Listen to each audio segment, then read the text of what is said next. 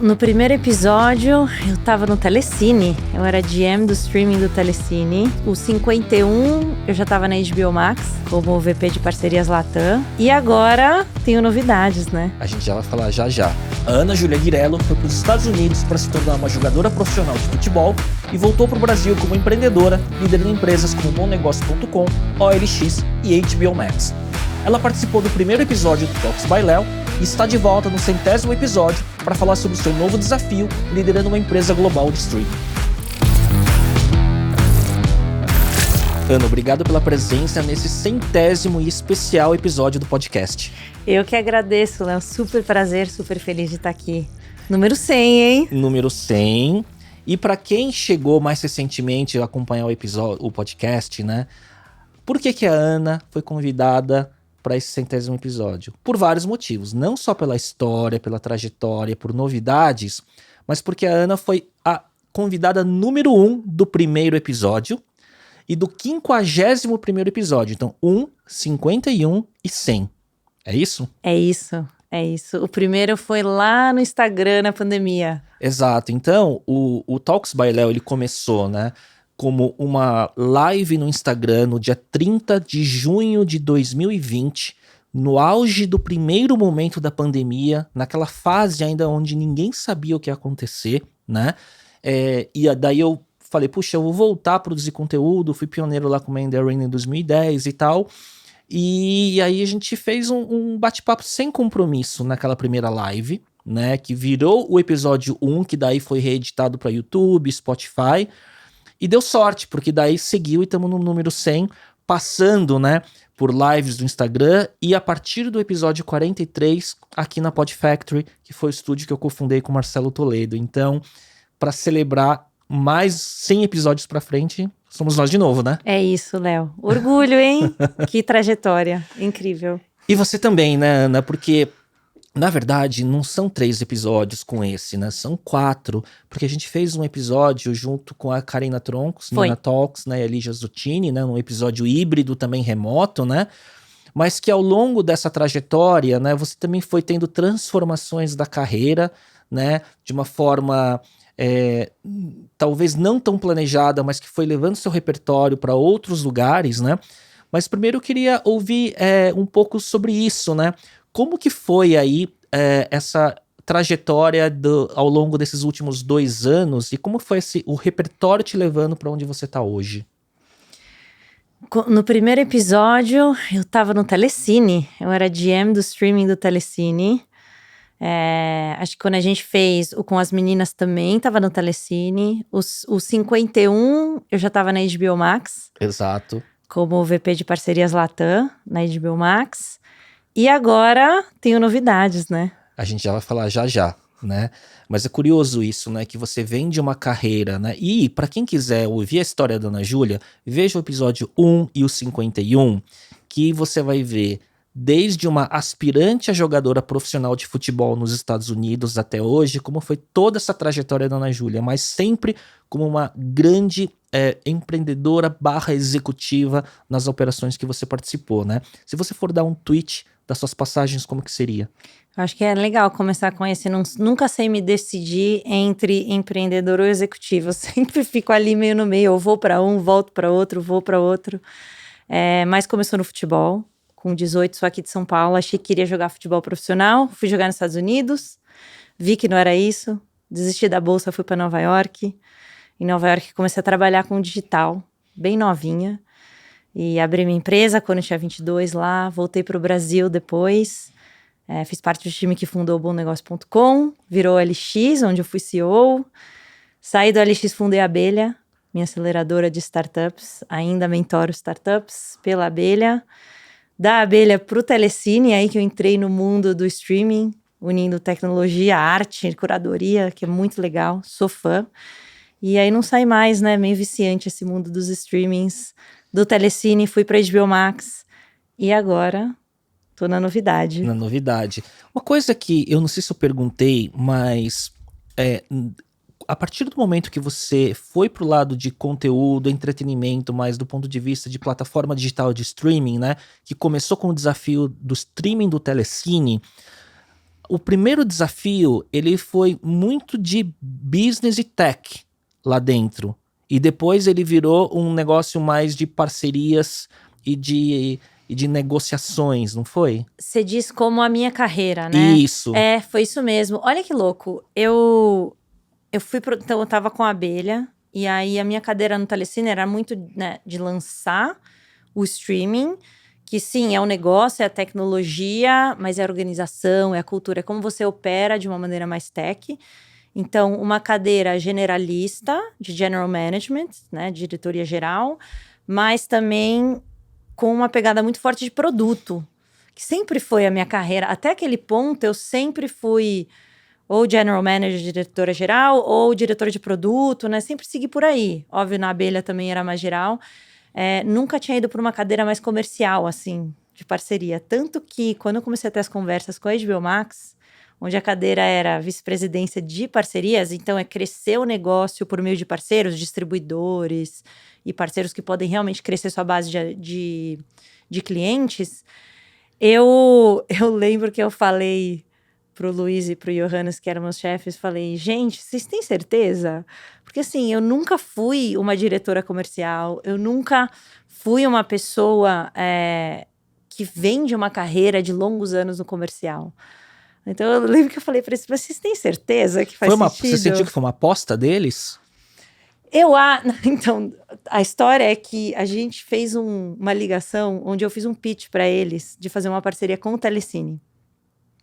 Então, na verdade, é muito mais parcerias do ponto de vista estratégico do que a gente pensar em força de vendas, em funil de vendas, essas coisas, né? Então, eu brinco que eu fazendo o pitch para vender a parceria com o Telecine foi como eu os conheci e foi quase que minha entrevista, né? Então, foi a partir disso. E esse que foi o link, eu acho que eles viram como eu pensava, e parcerias é uma cadeira muito estratégica também, né? Ela é, no fim do dia, estratégia. Porque ela é sobre como que você encontra parceiros que têm proposta de valores que complementam a sua, onde tem benefício para as duas partes. Então, é sobre as poucas parcerias estratégicas que realmente fazem toda a diferença no negócio e podem virar a chave para o negócio. Né? Então, assim, quando você olha todos os negócios de streaming, a HBO Max inclusa, a parte do negócio que vem de parcerias é gigantesca. Porque você usa o poder de crescimento de um parceiro. Né? E são grandes alavancas, ao contrário de você ir no pinga-pinga do assinante unitário. Exatamente. No Direct to Consumer você vai gastar, né? Você gasta lá todo o seu dinheiro para fazer aquisição de um usuário, você vê quanto esse usuário, né, dura. Então, seu custo por aquisição e seu lifetime value, tempo de duração e quanto ele te paga. E essa conta precisa ser bem positiva. Quando você traz para um parceiro, você não tem custo de aquisição. E você tem uma base enorme para trabalhar. Você tem uma base enorme para trabalhar. E você geralmente tem um lifetime, um tempo de duração desse cliente maior, porque às vezes está combinado. Você tem a assinatura de um streaming com o seu pacote de celular ou outras coisas. Então faz muito sentido. Ele tem mais fricções para dar churn. Exatamente. Não é só ir lá e você cancelar a assinatura. Sim. Então, essa combinação é muito saudável para os negócios de streaming, negócios de assinatura. Entendo. Eu lembro uma vez, e assim, resgatando, né, para quem tá chegando agora no podcast, conheço a Ana Júlia já há 13 anos, mais ou menos, desde 2010, quando você voltou dos Estados Unidos, para bonegócio.com, né? Mas eu lembro que numa das conversas recentes que a gente teve, você falou, olha, o meu estilo de gestão comercial e de desenvolvimento de parcerias, eu sou muito sniper. Eu mapeio quais são as grandes oportunidades e vou para cima delas, né? Você acha que essa cadeira, né, a partir da HBO Max em diante, te trouxe skills e que você desenvolveu, que você não tinha visibilidade antes e que hoje complementam a tua carreira como um todo? Com certeza. Eu acho que do ponto de vista, se me olhar para mim assim, friamente como profissional. Então, eu venho de produto, eu fui para a gestão geral de negócios, e aí você tem muita exposição a RH, finanças, tecnologia junto com o produto que eu tinha. Então, eu tinha os ombros mais largos nesse sentido. Eu acho que agora eu tenho também a parte muito mais comercial e estratégica, que eu não tinha antes. Então, do ponto de vista frio, falo sim, ampliei. Mas sabe o que eu mais gostei dessa história toda? É que eu não sabia o quanto eu gostava de uma cadeira como essa. Eu adoro, porque ela é pura estratégia, é bem o que você falou e o que a gente já conversou, ela é sniper. Não é sobre eu vou falar com 500 possíveis parceiros pequenos para fechar 100 conversas, para daí fechar 10 clientes ou 10 pequenos parceiros. Não é sobre força bruta. Essa estratégia de máquina de vendas, de funil de vendas, que, enfim, é super relevante para vários outros negócios, mas não é o caso das cadeiras que eu ocupei, das estratégias que eu venho desenvolvendo. Ela é muito mais estrategizar aqueles poucos parceiros que podem realmente trazer uma bomba para o negócio no sentido positivo.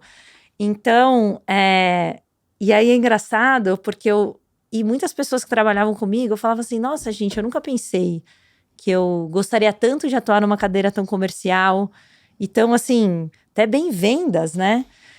E as pessoas falavam assim pra mim, mas você é muito vendedora. E eu não me enxergava como vendedora. Então, para mim, foi também, tem o check lá, sei produto, já fiz isso, e agora, né, tem o check mais comercial, mas não é muito sobre isso que fica para mim. O que fica realmente rolou uma autodescoberta.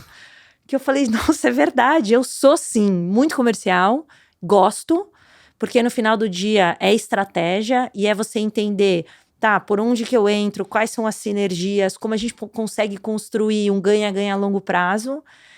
E é relacionamento, né, Léo? Sim. É você entender não só o relacionamento empresa com empresa, mas conhecer as pessoas, criar confiança. Sim. E, poxa, eu amo isso. É o que você faz construindo times e construindo organizações. Então, eu nunca tinha pensado, eu acho, por esse lado.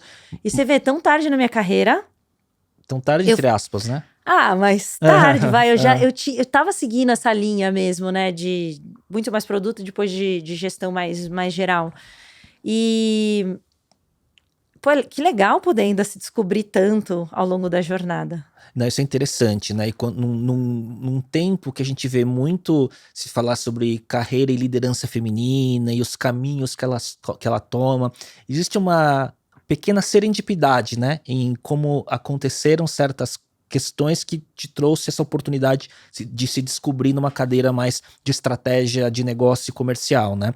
Mas acho que tem um ponto que eu acho que o teu background tech e de produto deve te dar um skill nessa cadeira que você está agora, ou que você tem passado nos últimos tempos, diferente da maioria que está nessa cadeira em outros lugares, talvez, né? Com certeza. Com certeza. Te dá uma visão mais ampla, né? Aliás, até em alguns lugares que eu passei, existe uma certa rixa. Não é todo mundo, mas às vezes tem uma certa rixa do pessoal de produto e pessoal de comercial. O comercial só quer fechar o deal e promete o que for e vai fazer acontecer, sendo que vai levar tempo para implementar. E existe um pouco desse conflito. Não é sempre, mas às vezes rola. Eu acho que me ajuda sim, porque eu conheço bastante de produto de tech. Hoje em dia eu diria que eu sou uma produto anos 2000, vai. Então eu já sou mais defasada, mas de maneira geral eu tenho um entendimento bem bom e acho que me ajuda. Então tenho sido bem feliz. Que legal. Agora, a gente tá falando um pouco, né, dessa trajetória do ponto de vista das cadeiras, dos skills. Então você vende tech, de mão na massa, né, de codar, de fazer design e tudo mais, né? Daí você teve essa carreira meteórica de general manager, de grandes negócios digitais, como o BomNegócio.com, a LX e tal. Beleza, transitou para o mundo do streaming, né? Telecine, lançou streaming Telecine, lançou HBO Max Latam, né? Como vice-presidente. E agora você continua no mundo do streaming, só que num novo desafio, né? Onde você traz toda essa bagagem para uma nova cadeira. E aí é a novidade, né? Então, é engraçado, né? Agora que eu tô rememorando, a cada episódio 1, 51, 100, tem uma novidade. E qual é a novidade de agora? Novidade é que eu acabei de entrar na Storytel. Storytel é um streaming de audiolivros. Então, você entra lá, assina e pode escutar um montão de livros e produções originais também. Bem a pegada dos streams que a gente está habituado de vídeo. Onde você tem conteúdos que você licencia e conteúdos que são originais e que são só daquele streaming. Então, Storytel, uma empresa que foi fundada em 2006. Olha que louco. 2006 não tinha nem streaming de vídeo. E já Jonas Telander lá na Suécia, pensando em que a gente escutaria livros narrados lá em 2006. Então, e não tem streaming de vídeo, não tinha nem consolidação de Spotify, que é Não. áudio de música. Exatamente. Então, assim, olha que visão, né? Que interessante. A Suécia é um país que já vem culturalmente muito com a cultura de escutar livros, mas mesmo assim, 2006, né? Então, uma empresa que vem crescendo, começou na Suécia, super forte nos nórdicos, começou a expandir. Hoje a gente está em mais de 26 países. E como que você vê hoje, né, esse segmento específico do audiolivro como uma categoria de streaming, né? Porque, por exemplo, né, eu vejo como é meu comportamento de consumo. Então é engraçado que eu sou um omniconsumidor de livro no sentido de omnicanalidade. Eu consumo livro físico, eu consumo livro e-book no Kindle, por exemplo, e consumo audiolivro também. E eu consumo, e o canal de consumo ele muda de acordo com o meu contexto, de certa forma, né? Como que você vê esse mercado do audiolivro dentro desse universo de consumo de conteúdo, onde o consumo de áudio cresceu por conta de podcast, ele cresceu por vários formatos, não só de música, né? Eu acho que começa por a gente olhar a categoria como uma categoria áudio. Spoken word, a gente fala, né? Então é você pegar momentos do seu dia e escutar gente falando, igual eu tô escutando aqui o podcast. Sim. O Brasil tem um ultra... a gente tá junto com a Suécia como o país com mais adoção de escuta de podcast. Então, assim, a gente tem muito comportamento aqui. Mas a categoria audiolivro, ela ainda é muito pouco desenvolvida no mundo, tá? Não é só Brasil. Então, ela é super desenvolvida nos nórdicos em termos de comportamento, de fazer parte do dia a dia das pessoas. Em alguns países da Europa já crescendo muito, então Alemanha, Inglaterra, alguns outros, mas a gente vê que tá indo rápido, e essa adoção, ela tá pegando aquela curva hockey stick, que a gente chama, né? Então aquela curva bem acentuada de crescimento de adoção da categoria. Então o pessoal tá começando a trazer isso pro dia a dia.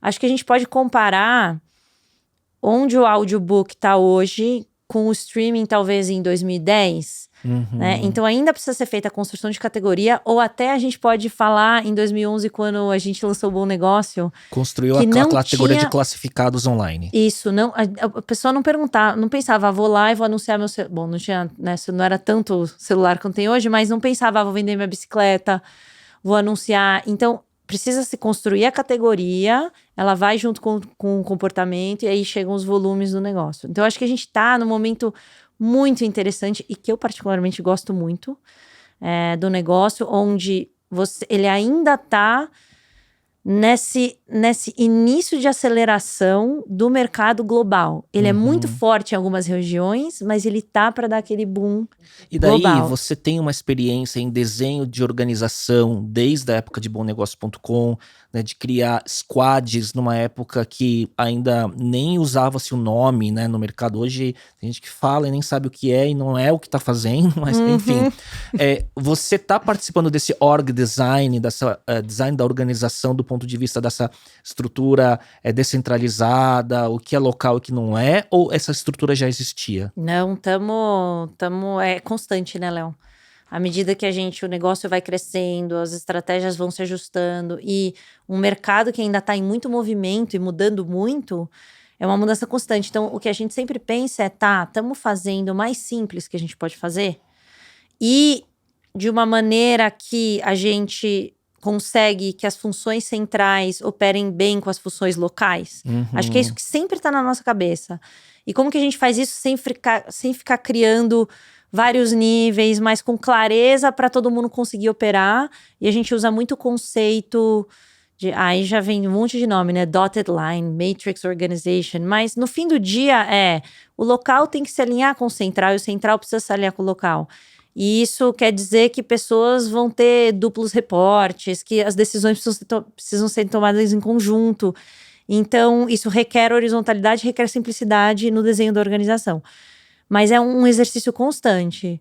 E vai para aquele ponto que a gente já falou muito aqui também, acho que nos outros episódios, mas é que a gente fala muito, que não existe receita de bolo. Não existe você falar assim, não, é isso, vou pegar squad ou KRs e tal.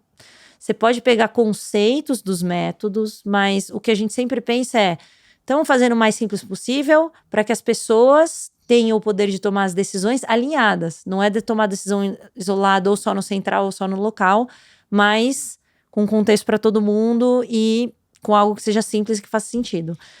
Então, assim, tem um componente que você traz de experiência de desenho de organização, mas continua tendo que fazer esses testes, porque na verdade é uma estrutura global, né, que você está montando. E aí você tem essa cadeira junto também com a cadeira de desenvolver as parcerias. Sim, são 2 organizações separadas. Então eu tenho a organização de parcerias globais, essa é uma função central, onde eu tenho representantes que estão trabalhando as parcerias, então conversando com telcos, com né, quem pode distribuir a gente em larga escala. Mas eles não podem ir lá e conversar com alguém da Polônia, por exemplo, sem que esteja alinhado com o country manager da Polônia. Não pode conversar com a country manager da Coreia do Sul, que aí tá na minha equipe da Ásia, sem que esteja alinhado com ela. Assim como ela também não pode fechar um deal sem que esteja alinhado com parceria central. Então, a definição de papéis e de pontos de contato, ela é super importante. Então, uma parte da minha organização é central e a outra parte da minha organização é local, que são os country managers, né, na Ásia, na América Latina e por aí vai. E é super desafiador, porque você está fazendo isso em diferentes time zones também. Diferentes culturas. Diferente tudo. Mas por isso que a estratégia precisa estar muito clara e como a gente opera. E é dia a dia, é tijolinho por tijolinho. Aí gera ruído, a gente ajusta e vai e vamos. Mas eu acho que o ponto de central da gente, quando começa a complicar demais, a gente fala, calma aí, isso aqui tá errado.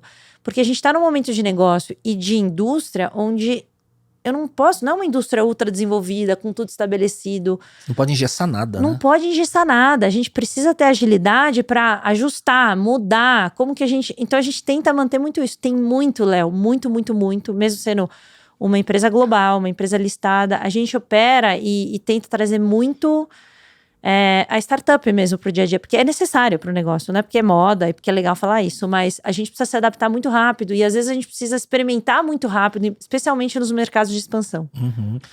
Você falou que a companhia, ela é uma empresa que surgiu em 2006 e teve muito esse domínio de mercado regional, né, nos países nórdicos e tudo mais. Mas por ser uma companhia fundada em 2006, a gente está em 2023, então 17 anos depois, ela manteve uma cultura alinhada com inovação e agilidade, ou teve que quebrar paradigmas para que esse processo de expansão global acontecesse? Eu acho... Manteve. Tem que ser com agilidade. Não tem como. Eu acho que tem agilidade, tem dor também nas techs. Todas as techs passaram por um período que expandiu. Muitas foram, né, públicas, fizeram IPO e aí todo mundo bateu num muro. Então o Storytel também teve esse momento difícil, faz uns 2 anos. De se readequar. De se readequar, totalmente. E eu acho que faz parte da realidade, porque também o mercado pede da gente, das empresas de tech, das empresas que estão listadas, não é mais aquela bolha de investe, cresce e sua margem EBITDA negativa. Como que eu entrego no top line e no bottom line, né? Então, como que eu entrego crescimento de receita, de assinantes, mas como que eu mantenho uma margem de negócio? Afinal, é negócio, né? Sim. Precisa ter uma margem positiva. Sim, de preferência, né? Exatamente. O que é diferente, né? Você veio de 2 indústrias ligadas ao conteúdo audiovisual, filmes, séries, e depois que também hoje streaming de vídeo vira até transmissão de eventos ao vivo, de esporte, ele tá ficando cada vez mais completo, né? O que muda desse contexto para um contexto de consumo de conteúdo em áudio, no caso audiolivro? Porque o único formato que vocês oferecem hoje é audiolivro, né? Não, tem e-book também. Tem e-book? Tem. Ah, tá bom. Tem. Então...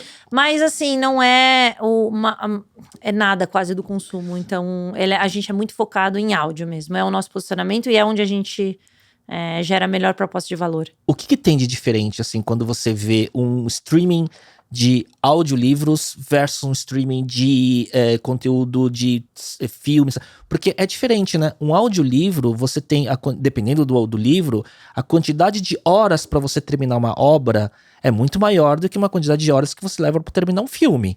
Tá, mas não uma série. É verdade. Pensa que um livro, ele é uma série, basicamente.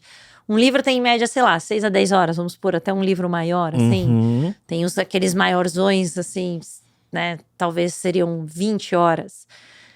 Poxa, pega uma série que tem 9 episódios de 1 hora, né? É um livro, basicamente. Sim. Então, a gente quebra também a experiência do usuário. Parece série, você quebra em capítulos. E agora a gente tá entrando num mundo novo, né? Com AI. Sim. A gente vai poder começar a escolher que narrador, que sotaque, isso tudo é gerado automaticamente. Nossa, tem isso também, tem né? isso também que tá, né, uma disrupção na indústria que tá acontecendo nesse momento. E você tem N questões, porque você tem o talento que narra, então um ator, uma atriz, e que às vezes tem todo um outro significado, versus você escutar com uma máquina narrando. Precisa existir só um outro? Não. Os dois devem e vão conviver, porque... Poxa, aqui no Brasil a gente lançou a biografia da Marielle, por exemplo. É narrado pela Dira Paz, pela Zélia Duncan, pela Verônica Bonfim e pela Gabriela Lohan. Então, você tem 4 narradoras, você pode escolher. E são vozes que a gente conhece. Ah, são 4 narrações distintas. Distintas. Então, caramba, você não pode trazer o AI para narrar, vai narrar super bem. Mas você saber, poxa, eu tenho uma atriz que tá aqui lendo, ou Sim. uma cantora, ou... É totalmente diferente. Então, o envolvimento é outro. O envolvimento é outro. Isso tá acontecendo no momento. E é uma indústria que tá passando por tudo isso. Então, Sim. estamos num momento muito interessante para audiolivro. Porque é muito no começo. Muita tecnologia disponível. E uma comparação e um comportamento que ele é... em termos de consumo, de horas de duração, muito parecido com uma série, mas ele acontece em momentos diferentes. Aham. Então, você tá indo pro trabalho, você pode escutar o seu livro. Você tá na academia, você pode escutar o seu livro. Você tá indo dormir, você põe o livro pra você escutar antes de dormir. Ele tem momentos complementares ao streaming de vídeo. Uhum.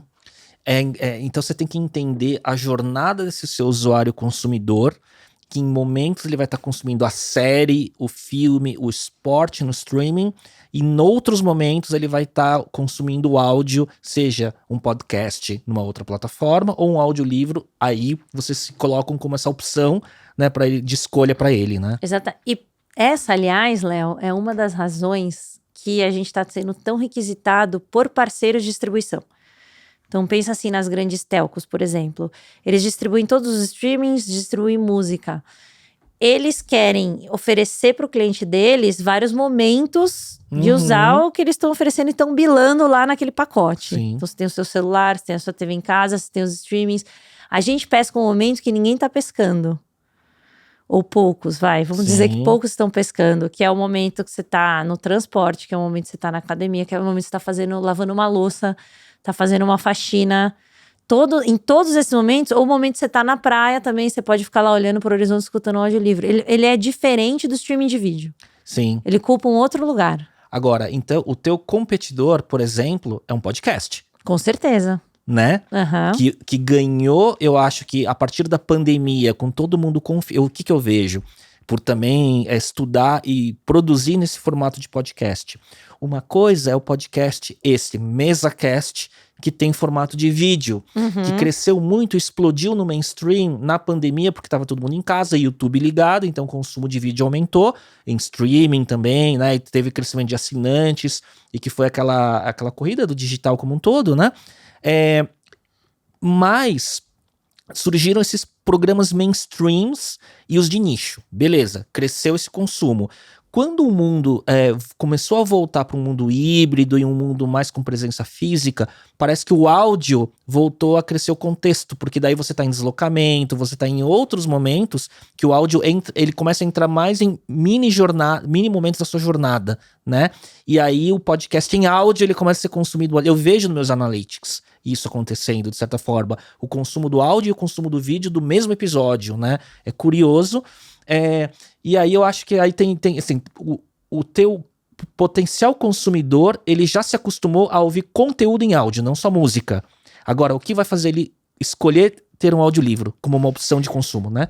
Mas aí eu te retorno a pergunta, qual é efetivamente a diferença de um audiolivro para um podcast ou do audiodrama? Porque você tem várias linhas, que nem você falou, tem o podcast aqui, que é a gente conversando mais abertamente, surgem coisas, a gente vai falando. Mas você tem o podcast documental. Tipo, True Crime. Qual a diferença disso para um Praticamente audiolivro nenhum. Exato. Uhum. Então você começa a ter formatos que vão se mesclando e é o mesmo comportamento. Só que às vezes você vai escutar Harry Potter Sim. e às vezes você vai escutar a Marielle, que é um audiodrama, que é uma narração que é um true crime, basicamente. Entendo. Então, isso também começa a misturar, porque é audiolivro, ou é audiodrama, ou é áudio. Será que não é só áudio? Porque entra Independente tudo. do label. A gente tem podcasts também. Então, vira um universo do áudio que não é música, o áudio falado. Exato. Spoken word, Spoken né? word, é o termo a que a gente categoria. usa. Isso, é spoken word. O que vocês estão aprendendo? E o que vocês esperam para o mercado do Brasil? Óbvio que, né, não precisa revelar a estratégia, o playbook e tudo mais. Existem aprendizados globais, né, do que deu certo, que é possível fazer rollout para outros mercados? Ou o componente de cultura local é muito grande para a adoção do formato? Não, dá para comparar. Quando você olha o mundo, a gente tem culturas que se assemelham nos comportamentos, aí você consegue, às vezes, tirar algumas conclusões, não todas. Absolutamente, você não pode vou pegar o que aconteceu na Suécia e vou exportar para o mundo. É uma cultura totalmente diferente, comportamento de como se vem consumindo áudio, mas a gente começa a correlacionar alguns países com outros. O Brasil tem a cultura do podcast gigantesca e a gente tem a cultura do rádio também. Audiolivro a gente correlaciona com Bíblia do Cid Moreira, né? Acho que todo mundo vai lembrar dessa. Mas, em termos de a gente pegar o nosso tempo em trânsito, academia, escutar áudio, gente falando desde o rádio, aos programas de rádio que a gente ouvia, Pânico, essas coisas. Sim.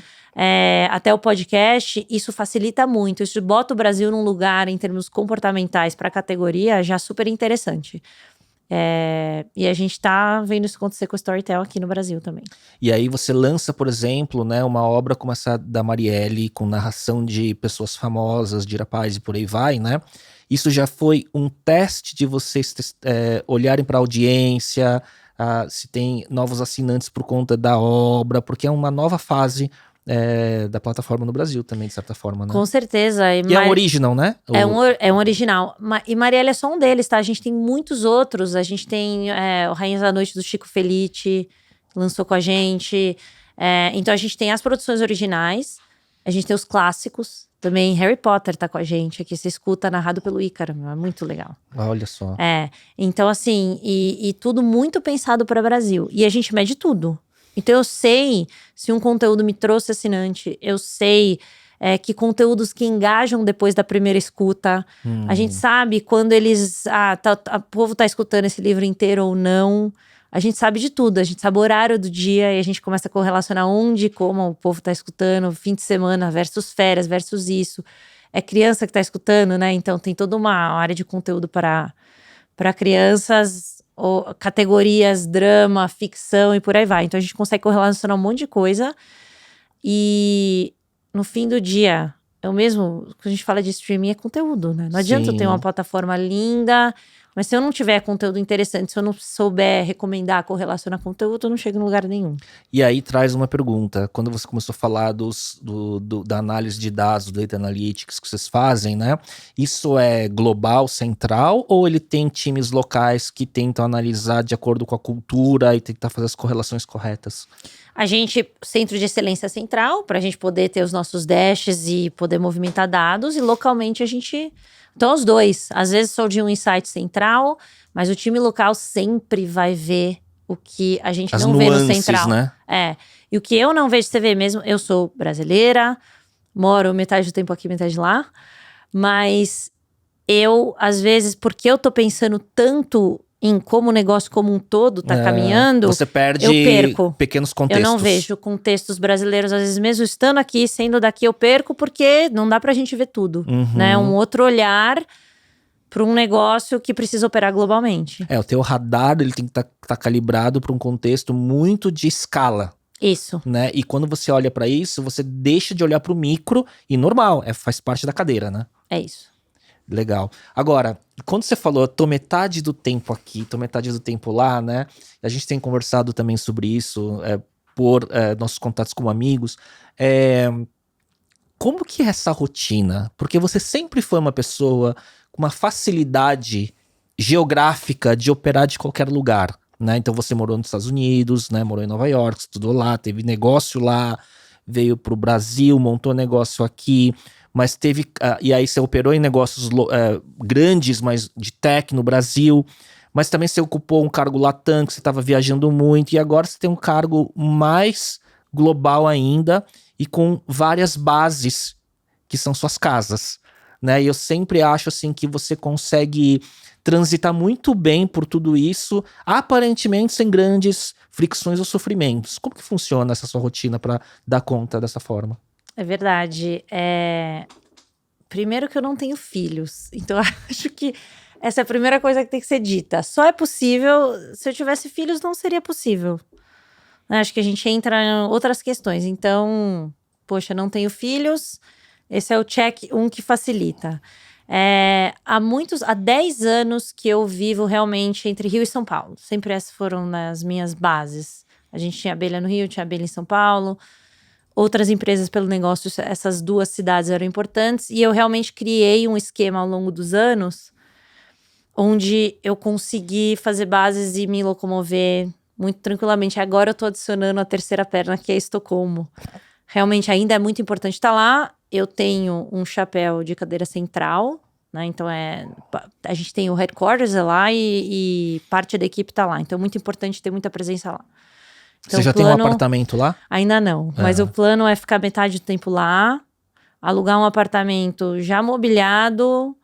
E aí, o que eu fiz? Estou na construção de fazer. Então, eu já tinha o AP do Rio, que a gente poderia chamar de... Tem o AP do Rio, que é a casa principal.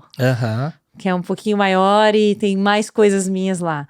Tem um APzinho bem pequenininho em São Paulo, onde tem as minhas coisas em São Paulo. Então, são guarda-roupas diferentes. E agora, eu tô criando a perna Estocolmo, onde eu preciso muito mais roupa de frio do que aqui. Então, tem também 2 malas que ficam lá.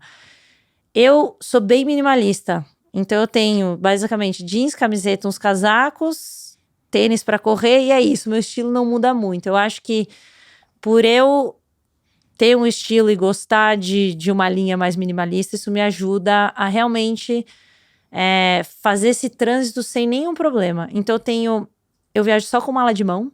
Eu nunca despacho bagagem, porque eu construí essas bases, então eu tenho coisas que ficam lá já. E então, poucas coisas vão na mala de mão que eu quero levar. E é basicamente assim que eu faço. Então, eu tento manter tudo ultra simples. Essa jaqueta aqui, ó. Ela anda comigo, ela já anda sozinha, né? Já tem, sei lá, 10, 12 anos. Então, eu não mudo muito. Eu tô sempre meio do jeito que estou agora. Eu acho que isso facilita muito. Porque aí não gera complexidade. Fazer mala, já tá tudo pronto. Só pego, ponho a mochila com as coisas de trabalho, com os adaptadores, os cabos, tá tudo pronto. Compro, entro no avião e é isso. Então, o seu setup de viagem, do tipo assim, eu preciso me preparar porque amanhã tem um voo pra Estocolmo. Em 1 hora você tá com tudo pronto, né? 15 minutos. Não, é muito... E assim, eu amo sistemas, né? Você me conhece. Então, isso que eu ia falar. Você, da mesma forma que você monta modelos organizacionais desde que eu te conheço, você criou um framework, né, de ter 3 casas. Sim. E como que você transita sem fricção. Exato. E assim, quando eu sei que não vou ficar muito tempo em São Paulo, vou ficar um grande período, alugo no Airbnb aqui também. Então, para tentar também otimizar os custos desses lugares. Sim. Então, eu vou experimentando também com a minha rotina, agora morando em 3 lugares. Mas é isso, ele é método, Léo. É isso mesmo, é um método para eu poder viver nessa loucura sem estresse. Então, eu não tenho estresse de fazer mala, porque eu sei as coisas que vão na mala e que transitam entre um lugar e outro. São talvez 2 camisetas que eu gosto muito. E às vezes eu tento repetir, compro vou botar, em vez de comprar uma camiseta, eu comprar 2 e deixar. Mas também é muito... acho que o meu estilo, como eu gosto de me vestir e me colocar no mundo, ele facilita porque ele é bem básico e bem minimalista, então acho que deixa mais fácil. É que não é tão simples quanto olhar só o guarda-roupa minimalista. Eu acho que tem uma visão sistêmica e quase que de um checklist mental e de processos que você tá sempre tentando simplificar. O guarda-roupa é só um exemplo. É um exemplo. Né? Porque, por exemplo, você não tem um negócio também de como você lida com o teu fuso, o teu time zone, né? Tem. Porque você... Né? Como que é? Uma vez você contou, não lembro direito, né? Porque você tá em gente. 2 time zones sempre, né? Sim, Léo, é verdade. Eu aqui, você me fez a pergunta, eu fiquei pensando em guarda-roupa, né? Que eu fico pensando em fazer a mala e realmente não é sobre isso. Então, vamos lá. Como é a minha rotina hoje? Eu trabalho no horário de Estocolmo o máximo possível. O que isso quer dizer? Eu acordo entre 4h30 e 5h. Umas 5h30 eu tô já bem, tomando meu café, já venho nas primeiras mensagens. Às 6h eu entro nas primeiras reuniões. E eu vou direto. Fuso? 5? Agora 5. Então vai de 4 a 5 horas. Uhum. Então eu opero das 6h até o quê? 2h, mais ou menos? No fuso de lá. No fuso de lá. Até 1h eu sento pra almoçar. Vai 1h30.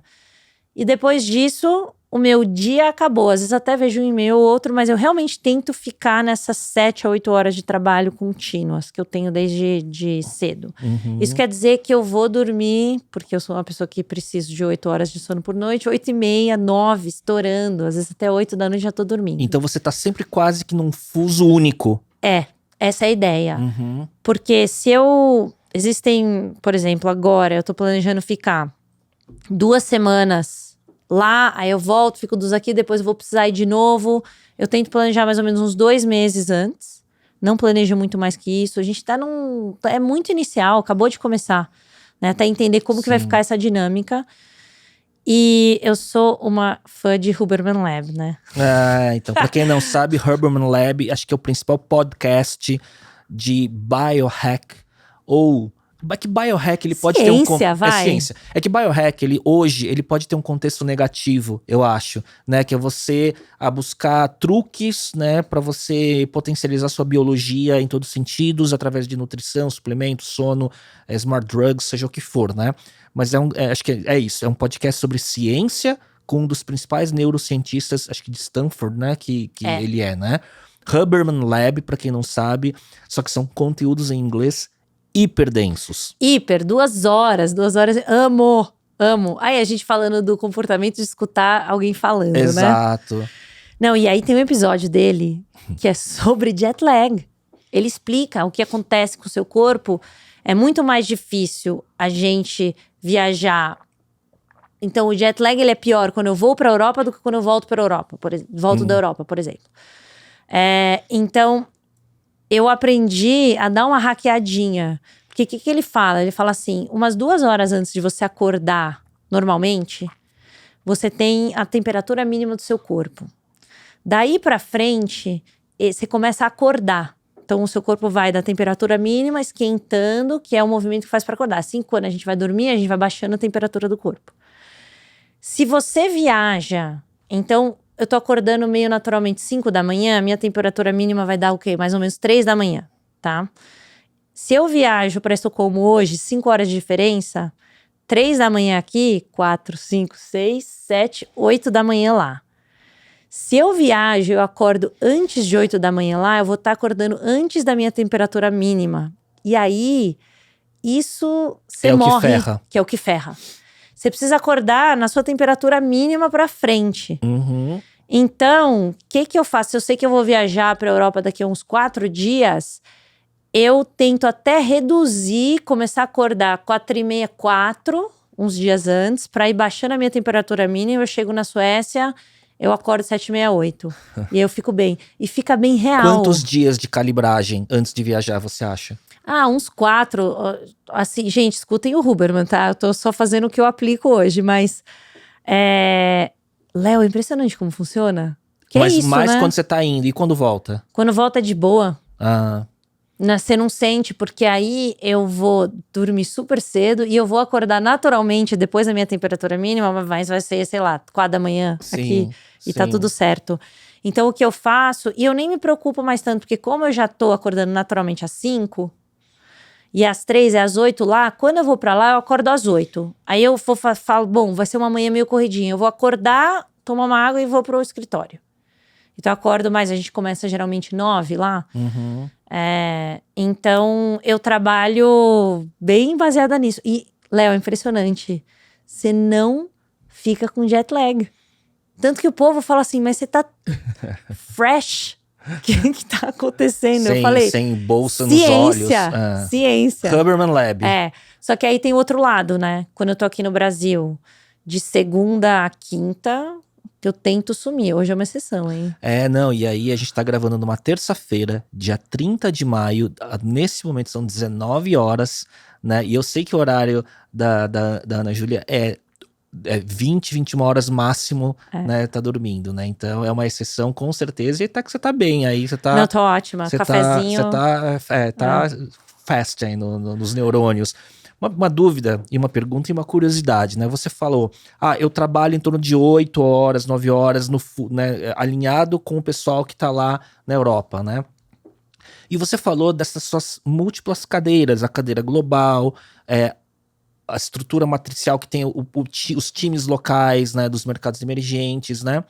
E aí tem um mito de que para dar conta de tanta coisa, a gente tem que trabalhar muito, 12, 14, 16 horas. Como que você busca essa eficiência para você em 8, 9 horas conseguir dar conta de todo o seu escopo de trabalho? Primeiro, estratégia clara. Escolhas. O que é o foco mesmo? E não um foco 30 coisas. Foco 3 coisas. Focar nisso, criar governança para você operar. Então, eu tenho pontos de reuniões com todos os times de uma maneira que eu vou conseguir pegar o download, pensar sobre aquilo. Não está perfeito, óbvio, ainda estamos ajustando um monte de coisa, mas é muito sobre estratégia clara, sobre ter o org design, as pessoas que operam para fazer a estratégia acontecer, mas ter governança no sentido de, eu falo com a equipe de distribuição global toda quarta-feira de manhã por 1 hora. A gente olha o pipeline, a gente faz. Depois eu falo com a equipe de Apple e Google tanto. Depois eu falo com Ásia no começo de cada mês. Depois eu faço um one-on-one. Então eu tenho tudo sistematizado e tenho tudo que a gente vai anotando, as estratégias criadas com muita clareza para que eu pegue um download e consiga ajudar os times nesses touch points que eu tenho com eles. Então, precisa de muita organização e foco acima de tudo.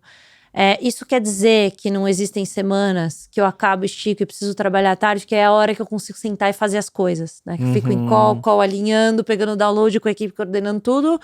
Às vezes você precisa parar e refletir. Às vezes eu uso 1 ou 2 horinhas à tarde. Para você estrategizar e conectar pontos. Exatamente. Que só cuidar da cadência da governança não é o suficiente em alguns momentos. Exatamente. Né? Mas não é a regra. Então, para mim foi muito mais difícil, por hábito, não trabalhar à tarde, do que por demanda. Porque é muito você focar nas coisas que importam. Que, gente, 8 horas bem... E assim, pensa que eu faço 8 horas, eu paro para almoçar depois. Eu não tenho quase nenhum break, assim. Então... Poxa, 8 horas. E poucas distrações. Poucas distrações. Você se Mas policia. eu sou meio hiperfoco, assim. Então não é um grande problema pra mim. Quando eu entro no negócio, eu entro, nem escuto o que tá em volta. Não é um problema pra mim.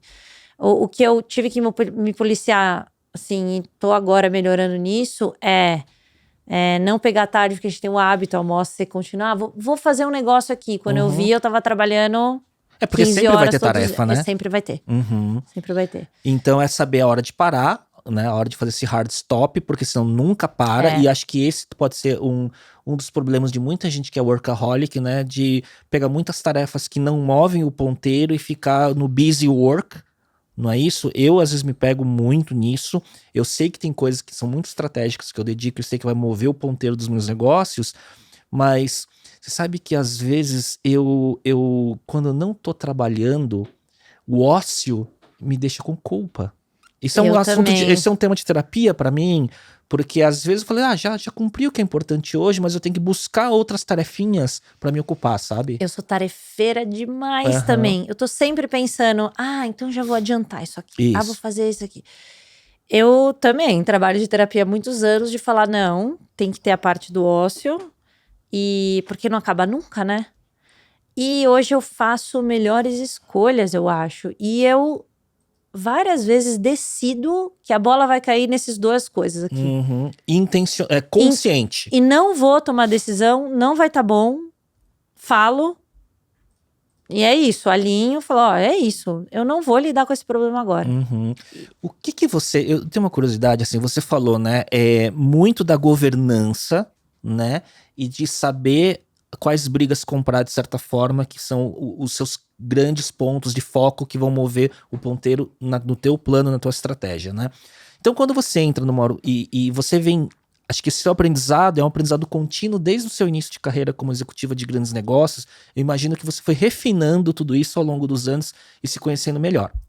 Daí, o que eu penso quando você entra então numa cadeira nova como agora na Storytel, acho que você tem duas coisas. Implantar a tua governança, não é a tua, mas combinar uma governança para que isso funcione com as cadências corretas e tudo mais. Mas a segunda coisa é que a governança, sem ter as pessoas certas nas posições certas, ela não vai funcionar. Porque as pessoas, depois de você fazer os seus alinhamentos, os direcionamentos, as pessoas têm que executar e com qualidade e que você possa delegar e ter confiança, né? Então o que eu quero dizer com isso? O teu primeiro momento na Storytel, você teve que montar esse seu modelo de implementar governança e conhecer pessoas e saber com quem contar ou quem ter que trazer para suprir certos pontos? Sim. Eu adicionaria até um terceiro elemento que é, meu Deus, nunca fiz isso antes, como é que eu faço esse negócio? Porque eu nunca operei ou tão rápido tive que fazer setup de time, processos de escala global. Tudo bem, a gente tem gente que já fez, a gente discute, mas não tem muito receita de bolo. É tipo videogame, você mudou de nível então, assim, e é mais difícil, né, o negócio. Você sabe o que né? você tem que fazer, você sabe que você precisa ter uma lógica que alinha o local com o central, você tem uma estratégia clara e você bota o povo para trabalhar. Mas tem uma parte que você fala, meu Deus, nunca fiz esse negócio antes, sei lá se isso aqui vai dar certo. Então, aí tem que ser simples pra você poder ajustar. Algo que eu tenho hoje mais forte e que eu tinha antigamente menos é conseguir ajustar mais rápido a decisão sobre pessoas. Porque antes eu não, mas vai dar, mas... Porque eu sou uma apaixonada / emocionada por pessoas e por desenvolver times gente. E por desenvolver gente. Nossa, Léo, eu amo mesmo. Então, e eu sou uma pessoa muito positiva. Então, quando eu era mais nova, principalmente, empática, né? Eu ficava, não, mas aí vamos tentar. E às vezes não é o fit para a pessoa, não é o fit para a empresa. Isso não quer dizer que você tenha que fazer as coisas de uma maneira péssima e desumana. Sim. Então, uma coisa é a velocidade de tomar decisão, outra coisa é a forma como você conduz. Eu como. Então, hoje eu já sou muito melhor e muito mais pragmática, sem perder a humanidade, porque é o que você falou, é o como você executa. Uma vez você fala, bom, isso aqui não vai dar certo. Isso faz toda a diferença. Mas, geralmente, você sabe com mais rapidez e a pessoa também sabe.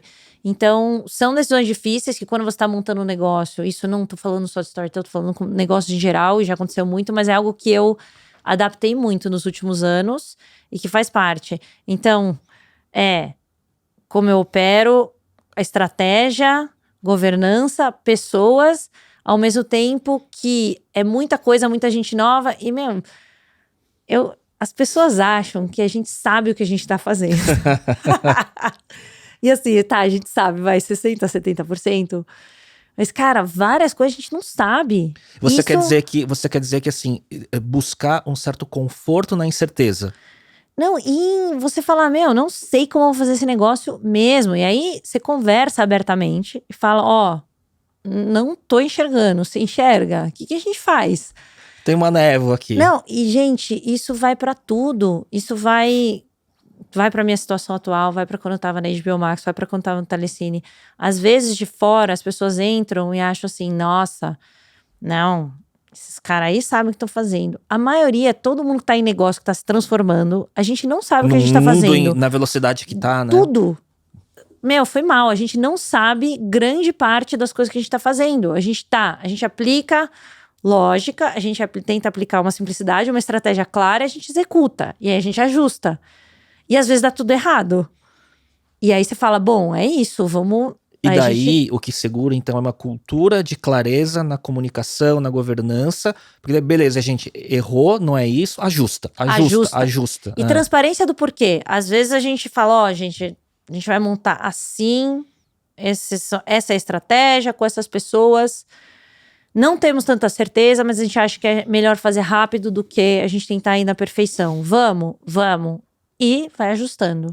Você acha que, e para mim isso tudo ressoa nos meus aprendizados, você acha que essa implementação da governança, o que eu quero dizer? Ter a cadência certa para fazer as pautas e os alinhamentos com o time, com toda a companhia, com senior managers e tudo mais. Aliado a uma excepcional transparência na comunicação e clareza, você acha que isso são as grandes ferramentas que fazem uma companhia caminhar para frente? Sim, mas sabe uma das coisas que eu mais faço é pensar se não tá tendo alinhamento demais. O que eu quero dizer com isso? A gente fala de over-alinhar, que é bom, mas tem um problema de reuniões sem fim e para sempre. E com muita gente. Eu tinha uma tendência também de botar muita gente em reuniões, porque eu falava, não, o contexto é bom, todo mundo precisa, mas aí ficam aqueles grupos imensos, ninguém tá prestando muita atenção. Sim. Então hoje o que eu mais exercito, então a gente estabelece, vamos operar assim, a gente opera 1-2 meses. Poxa, será que precisa ser semanal essa reunião? Vamos mudar pra bissemanal, então semana sim, semana não, ou vai mensal e a gente faz 1 hora, ou é toda semana 15 minutos, então... É o que eu mais mexo hoje, tentar simplificar e criar isso nos times para que eles falem, EJ, não, acabou, sabe? Isso aqui não tá relevante, a gente tá vindo aqui. Então eles começam a me ajudar a enxergar o que eu não tô enxergando, porque você enxerga muito pouco quando você começa a operar numa escala desse tamanho. Então os times precisam fazer isso e ter o retorno pra gente continuar mudando as coisas. Então o que eu mais faço hoje, a gente começa a operar de uma maneira, todo mês, a gente revisa e o que eu puder cortar e diminuir, eu faço. Uhum. E tem um contexto, né? Porque às vezes você tá num modelo de cadência de certos temas e que naquele momento precisa de ter alinhamento semanal, né? Muito high touch e tudo mais, né? E depois, beleza, aqui tá andando, então se passa mais ou elimina, né? Esse rito, por exemplo, né? Essa cerimônia, que seja. E aí você vai ajustando, né? Exato. E eu vejo, assim, essa dificuldade, não é dificuldade, mas um dos grandes desafios que eu tenho sempre quando tá crescendo o meu negócio ou a quantidade de projetos simultâneos é estabelecer qual é o modelo operacional de maior eficiência. Porque a tendência, quando a coisa começa a ficar caótica, é over-alinhar. Junta todo mundo na sala e conversa, né? Só que vira um negócio tão ineficiente, né? Que você fala, não, isso não é sustentável, né? Você não tem nem time sheet suficiente, horas suficientes para conseguir alinhar, fazer tantos alinhamentos, né? Então você precisa de uma certa autonomia e protagonismo e as pessoas certas que consigam executar. E outra, quando você não tá nos alinhamentos síncronos, né? Como é que você usa os canais assíncronos das suas ferramentas para criar uma cultura que as pessoas se conversem mais no dia a dia e não esperem a rotina que tá na agenda, né? Exato. E é uma linha tênue, né? Porque você também ser muito prático, não olhar tanto, vai faltar contexto para times Sim. e para organização. Você over-alinhar, você desperdiça o tempo das pessoas. Você só fazer reuniões e não usar os canais assíncronos, e-mails, Slack, o que quer que seja, você também não tá otimizando o tempo das pessoas.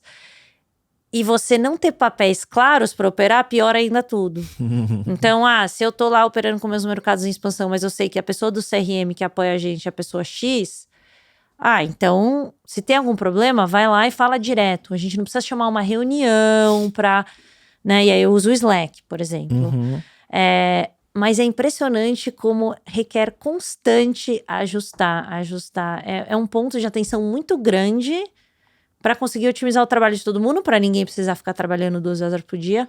Eu tenho sorte que Suécia, culturalmente, é muito saudável nesse ponto.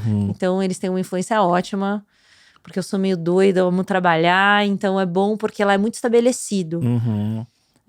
Então acho que já traz uma influência boa. Mas então tem uma base de cultura, né, local que ajuda. Já vem. Obviamente que aí de país para país vai mudando, mas a gente tem uma influência sim, por sermos uma empresa que nasceu na Suécia. E acho que isso é muito bom. Você acha que você é uma pessoa que, num contexto como esse, né, você já falou de uma forma super transparente de, tem coisa que eu não sei o que eu tô fazendo, mas eu sei que tem uma direção, eu tô experimentando e acho que meu aprendizado é ajustar rápido e dar contexto e alinhar, conversar, beleza. Mas você sente que com a tua experiência de carreira, você consegue lidar com incertezas hoje de uma forma mais saudável, com menos ansiedade ou sofrimento? Exemplo, quando você fala, agora eu sei que quando o meu gut diz que tal pessoa não serve, eu tenho mais facilidade de lidar com um desligamento, por exemplo, né? Isso vem com uma tranquilidade maior ou ainda tem uma fricção interna de sofrer um pouco com certas decisões? Sabe que eu nunca tive problema com incerteza? Nunca. Acho que eu gosto. Uhum. Gosto de ficar estático, é ruim. É perfil isso, né? Eu acho que tem algo de perfil, mas eu sou uma pessoa muito ansiosa. Muito ansiosa. Então, ao longo dos anos, isso ficou mais tranquilo. Acho que hoje eu enxergo com muito mais tranquilidade. Nem tudo vai dar certo, nunca nada vai estar perfeito. Então a gente escolhe as batalhas, os projetos, o que quer que seja, que a gente vai atacar, a gente vai lá, a gente resolve da melhor maneira possível. E eu acho que eu tenho um pouquinho mais esse pé no chão de já identificar. A gente aprende, né? A situação acontece várias vezes, você aprende a identificar ela às vezes um pouquinho antes. Uhum. Com sinais, às vezes é gut, nunca é só gut, obviamente, mas precisa ter coisas tangíveis, mas eu consigo tomar decisões não só mais rápido, porque eu enxergo mais rápido, porque eu já caminhei, já aconteceram várias vezes, às vezes uma mesma situação, mas eu acho que eu enxergo de uma maneira mais tranquila. Sempre vai ter problema. Gente, empresa, negócio, você sabe. Todo mundo... problema imprevisto toda hora. Se você toda sofre hora. com isso de um ponto insuportável, faça outra coisa, né? Não tem como. Sempre vai ter desafio, sempre vai estar acontecendo alguma coisa. Vai ter que tomar decisão onde você não tem toda a informação e você vai precisar fazer uma escolha. Toma agora e é isso, ou vamos olhar mais a fundo e aí vai demorar mais. E no fim do dia, tá todo mundo ali tentando ser o melhor, né? Então e é isso. E acho que um ponto-chave é ter as pessoas certas dentro do ônibus ou do barco, né? Acho que no fundo, assim, ter as pessoas certas é a base de tudo. Obviamente, depois vem todo o resto da cultura e tudo mais, né? Mas, Léo, olha, outra coisa. Nenhum time, nenhuma empresa... tem muita gente falando aí que fala assim, não, meu time tá perfeito. Nunca é, né? Não existe. Cara, não existe. Sempre tem alguém desalinhado. Sempre tem alguém que vai estar desalinhado. Sempre tem um detrator. E outra, porque ninguém ali tá ali só fazendo trabalho. As pessoas estão nos seus contextos de vida e coisas estão acontecendo na vida delas. Então, cara, às vezes você não tá muito bem um mês. Você não vai estar tão bem. Às vezes você achava que estava no lugar certo e você não tá mais. Não dá. Quanto mais, talvez um time menor, você consiga tentar controlar um pouquinho, mas não existe. O time sempre vai estar imperfeito. Não existe empresa que tá em transformação, que tá crescendo, que precisa se reinventar, onde, nossa, não. O meu time, aqui é todo mundo cultura top. A cultura come a estratégia no café da manhã. Pelo amor de Deus, isso não existe, sabe? Sempre vai ter algo fora do lugar. Sempre vai ter alguém que não tá muito bem. E várias vezes você fala assim, eu sei que essa pessoa não é certa, mas não é a decisão que eu vou tomar agora. E essa cadeira ela vai ficar um pouco mais ou menos, e é isso. Não é essa briga que eu quero comprar agora. Não é agora. isso agora. Eu sinto, isso é interessante, porque eu sinto isso, já fiz várias vezes essas decisões do tipo, sabe o jogo do palitinho? Então eu falo, cara, se eu tirar esse palitinho que eu tenho que tirar, despenca outras coisas que eu não consigo olhar agora. Então eu tenho que deixar esse palitinho aqui, mesmo sabendo que eu vou ter que endereçar ele daqui a pouco. Eu não tô procrastinando, é intencional, mas eu sei que vou ter que revisitar ele, não é isso? É isso, exatamente. E às vezes isso vai ficar assim esse ano inteiro. E é isso. Porque são escolhas, você vai priorizar o quê? Com o seu time, para fazer as entregas que você quer, que você precisa fazer. Então eu acho que eu era mais ansiosa, eu era mais... Acho que eu era mais controladora, Léo, no fim do dia. Eu queria almejar, eu queria controlar, eu queria que fosse do meu jeito. E eu acho que hoje eu solto muito mais eu aceito muito mais que essa é a realidade, não tem como. Eu acho que uma coisa interessante, eu não sei se acontece com você, é que às vezes o time ou teus suportes diretos olham para você talvez como líder e esperam que você tome as decisões perfeitas que vai fazer a companhia ficar perfeita. E quando você, né, intencionalmente escolhe, não, isso aqui vai continuar médiozinho aqui, né? E isso às vezes pode criar um choque de expectativa com os liderados, porque eles esperam que você está sempre tomando as decisões certas todo momento, né? Só que isso tem um custo, né? Cognitivo, emocional, energético e tudo mais, que não dá para comprar todas as brigas, né? E hoje em dia eu desconstruo isso logo no começo. E falando isso. A gente lidando com as situações e eu gosto de criar muito rapidamente um ambiente onde o time entenda que eles podem me falar qualquer coisa, e podem mesmo. No começo isso inicia com um discurso, né? Uma promessa, mas à medida que a gente opera, isso começa a acontecer efetivamente. Quando Porque isso começa é o a acontecer, exemplo do dia a dia, né? Exemplo do dia a dia, fazendo. Então, quando isso começa a acontecer naturalmente, aí a confiança sobe e meus times começam a puxar minha orelha. Então eles falam, gente, isso aqui tá acontecendo, não dá. E várias vezes eu falo pra eles, eu sei que essa situação tá uma merda pra você, mas eu tô com essas outras 15 coisas, eu resolvi focar nessas 3. Você acha que você consegue? Eu não vou lidar com essa situação agora, a gente olha pra ela daqui a 2 meses, por exemplo. Uhum. Mas eu explico o porquê e aí a gente negocia, a gente vê o que a gente vai fazer. Então começa sobre criar esse ambiente, que começa com um discurso, e ele é um discurso mesmo no começo, lá vem a Ana Júlia empolgada, positiva no começo, porque eu sou essa pessoa. Mas aí ele se traduz em comportamento e isso ao longo Consistência. Consistência, e isso cria confiança, e isso começa a acontecer naturalmente. Aí vem as escolhas e sempre vai ter problema. E você escolhe e a gente vê onde dá pra segurar, onde não dá. E isso é uma decisão não só minha, mas do time. Então é uma desconstrução que eu tento fazer bem rapidamente quando eu construo meus times hoje em dia. Eu acho isso muito legal, porque muita coisa que a gente tá falando, eu me enxergo com a experiência e com mais tempo, né? O quanto importante tudo começa na comunicação, né? Tudo. E na confiança que você estabelece com a transparência da comunicação. Eu acho que é comunicar e agir, né, Léo? Sim. Porque senão você perde, você não fica accountable pro seu time. E quando você perde a confiança do time, ferrou, né? Nossa, você constrói lá, demora pra perder um dia, 2 segundos, já era. Exato. Ana, antes de você sentar nessa cadeira da Storytel, você passou um período que eu vi que era quase um mini sabático, que foi acho que a primeira vez que eu vi você se desligar do contexto de trabalho por algum tempo, meses, eu não sei quanto tempo foi e tudo mais, né? Como que foi essa decisão, né, entre a última cadeira e a cadeira atual de tirar um tempo ou para aprender ou para refletir? Como que foi isso? Primeiro que não foi minha decisão e bom, eu tenho um contexto super privilegiado, então acabou sendo ótimo. Mas, então não foi minha decisão sair da HBO Max, a Discovery comprou a Warner Media, a HBO Max fazia parte da Warner Media, e você tem 2 grandes empresas, cadeiras conflitando e uma nova organização que precisa fazer exatamente o que a gente acabou de falar. Operar de uma maneira mais simples possível para entregar a estratégia deles, com uma liderança que às vezes pensa diferente do que a gente pensava e quer um outro org design.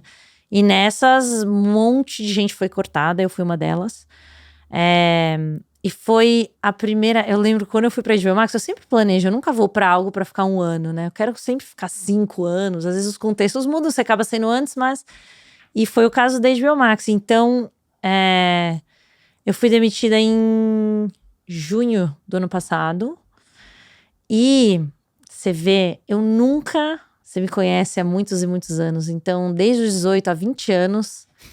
Que eu não tirava mais do que 2 semanas de férias. Sério, 20 anos que eu não parava mais de 2 semanas e se parava, porque às vezes nas férias eu trabalhava. E foi forçado, né? Então uma demissão foi que um choque? veio... Não foi um choque, porque a gente sabe que isso ia acontecer. Então a decisão da demissão não foi um choque. Mas lidar com o tempo disponível foi... Não, e não só isso. Acho que algumas coisas. Eu sempre me defini por trabalho. Igual eu, Então, o que é a Ana Júlia? A Ana Júlia é que foi jogar futebol, sua empresa, e bom negócio, e LX. Sim. Eu sempre me defini muito por trabalho. E aí, do nada, eu tava ali no momento onde o trabalho não tinha. Então, quem é a Ana Júlia? E aí, rolou um tempo que ficou disponível para a Ana Júlia que eu comecei a tentar me enxergar além do que é trabalho, porque eu sempre só trabalhei. Se eu penso assim, nossa, que peso que eu coloquei nos últimos 20 anos na minha vida no trabalho. 80%, 90%. E aí, que construiu muita coisa. construí, né? legal, Mas tem o ônus, né, também, né? E positiva que sou, porque eu acabo sempre vendo isso, se eu não tivesse sido demitida, acho que eu nunca teria tirado esse tempo. E que você vê que foi importante. Muito importante. Tenho um contexto ultra privilegiado, que pude falar, não vou trabalhar agora, vou ficar e não vou atrás de nada por 6 meses. Vou ficar surfando. Nossa, eu surfei bastante, corri bastante, joguei bastante tênis. E tô num momento de vida que eu super posso fazer isso. Entendo que é uma raridade, que é super difícil, mas eu estava nesse contexto e eu falei, bom, é isso que eu vou fazer. E eu realmente fui ver meu sobrinho, ia almoçar com os amigos no meio do dia. Fomos. Muitos almoços. E foquei em não me definir pelo trabalho. Por alguns meses. E eu nunca tinha feito isso antes na minha vida. Foi um processo. Foi um processo, porque você começa a enxergar seu ego também, né? Ah, não, poxa, VP na HBO Max. Tô Agora sem o crachá. eu tenho que ir para um negócio grande, né? O que eu vou fazer? Senão, como que é o storytelling da minha... Storytelling da minha carreira, né? Como que é? Não, Como que é a né? narrativa. E você... E se desconectar disso me fez muito bem, Léo. Uhum. Porque... Tá, o trabalho é importante, mas no fim do dia ele é uma ferramenta de você fazer algo que você goste da maior parte do que você está fazendo, ou tenta, né? Assim que eu enxergo. E que eu esteja aprendendo coisas que eu não sei. E aí, para poder passar isso para frente também pela abelha, né? Sim. E que é algo que eu gosto de fazer, mentorar, pegar meu conhecimento e passar para frente. E aí eu fiquei 4 meses onde eu perdi uma definição de cargo, de trabalho, se criou um vazio, eu comecei a me enxergar, comecei a ver meus buracos também. E a enxergar eles, aceitar eles.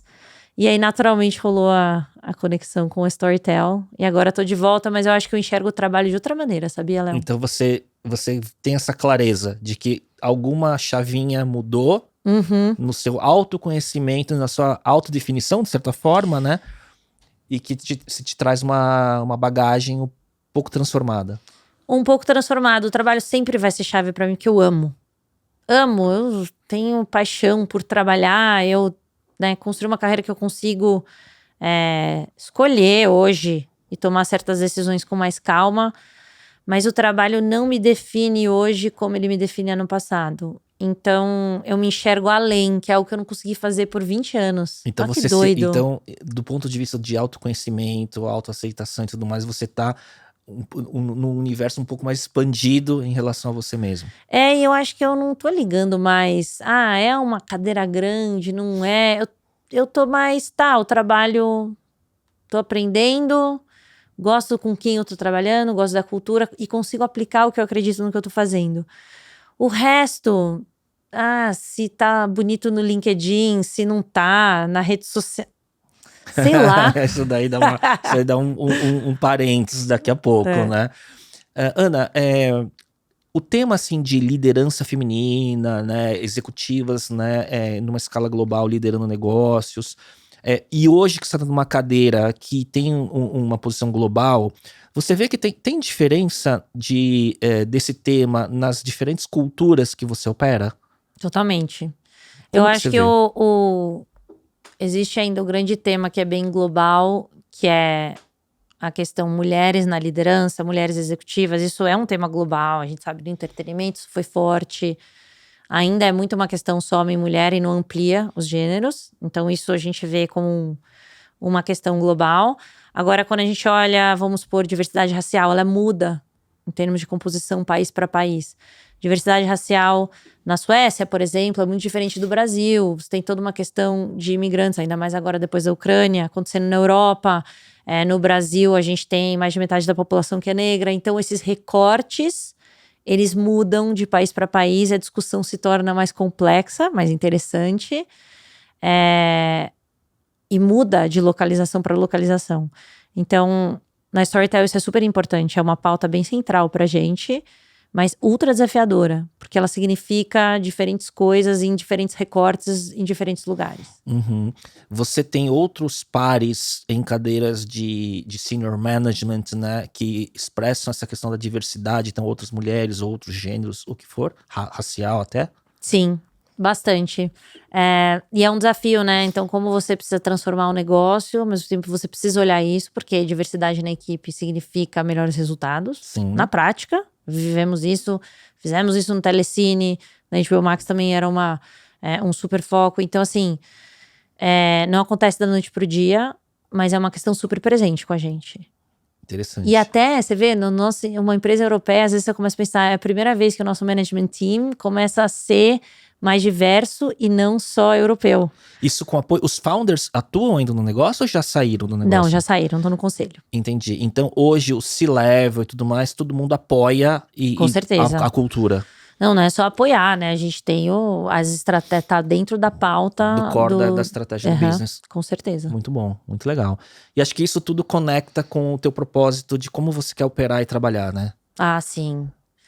Não dá pra operar, sei lá, eu não consigo mais. Se não for um negócio que eu acredite e que eu entenda que eu consigo atuar. Então não é só acreditar, um negócio tá acontecendo longe de mim. É como eu atuo pra ser a mudança. A gente tá longe de ser perfeito, longe. Mas a gente tá ali com a faca e o queijo. Então eu quero cortar o queijo e fazer sanduíche. Então, pra mim isso é muito importante. Então, tá numa cadeira, numa cultura, numa empresa que eu consiga atuar e fazer acontecer de acordo com o que eu acredito e que a empresa acredite no que eu acredito. Nunca vai ser 100%, nunca vai ser perfeito e precisa caminhar rotas diferentes, mas que minimamente, desse ponto de vista, as coisas se alinhem. E aí você vindo, né, desse mini sabático não intencional, mas que acabou virando um processo de descoberta, você, nessa cadeira nova, uma curiosidade, como você tem todos os seus aprendizados e muito claro as coisas que te norteiam como profissional e como propósitos, um processo de entrevista para uma cadeira, né, de senior management como essa, você faz uma profunda não, mas você faz uma investigação se os seus valores estão em linha com os valores da companhia? Com certeza. Aliás, é o que... Porque quando a gente chega... o que você já trabalhou, então o seu track record de carreira, ele fala muito do que você já fez. Então isso meio que dá um check ali. E eu faço isso quando eu contrato também. Geralmente você vê se a pessoa tem ela consegue fazer o trabalho ali da parte tática, né? Da parte de habilidades que ela vai precisar pro trabalho. Agora, a maioria das conversas que eu tive, por exemplo, no meu processo para ir pra Storytel, cadeira, eu sabia o que eu ia fazer, acabei fazendo mais coisa até, né? A gente vai expandindo, a empresa tá em constante movimento, mas foi muito de conhecer as pessoas, entender o que acreditava, de tentar ao máximo chegar numa visão de estratégia que ainda não era tão estabelecida, né? Que tá em construção também em diferentes, seja o org design, como a gente vai operar, estratégia de expansão que seja. Mas ela é totalmente voltada para isso. E eu acho que é o ponto central. Hoje, para mim, não é sobre cargo, não é sobre eu ser chefe do negócio todo, não é nem mais sobre salário tanto. Óbvio que a gente, né, todo mundo aí tem os seus objetivos financeiros, mas não é a questão central. Ela é muito sobre, tô num negócio que eu acredito, então o que ele oferece pro mundo. 2, o estágio do negócio tá interessante. Eu gosto de coisas meio bagunçadas para arrumar, né? É onde eu gosto de operar. E na curva do crescimento, E na curva do crescimento, então para mim isso é importante. 3, a cultura se alinha com o que eu acredito e como eu gosto de operar. Então eu não sou uma pessoa que gosta de fazer política. Entendo que tem contexto de negócio que tem que ter isso, e tem gente que é muito boa e gosta. Eu não gosto, eu gosto de falar, ó, gente, é isso, vamos, não vamos, gosto de compartilhar. É assim que eu gosto de operar. 4, quem que tá lá, gosto de estar com essas pessoas, de trabalhar. E quando você vai para uma empresa nova, eu no caso já conheci o Johannes, que é o CEO da Storytel, que estava também na HBO Max, mas as outras pessoas não conhecia.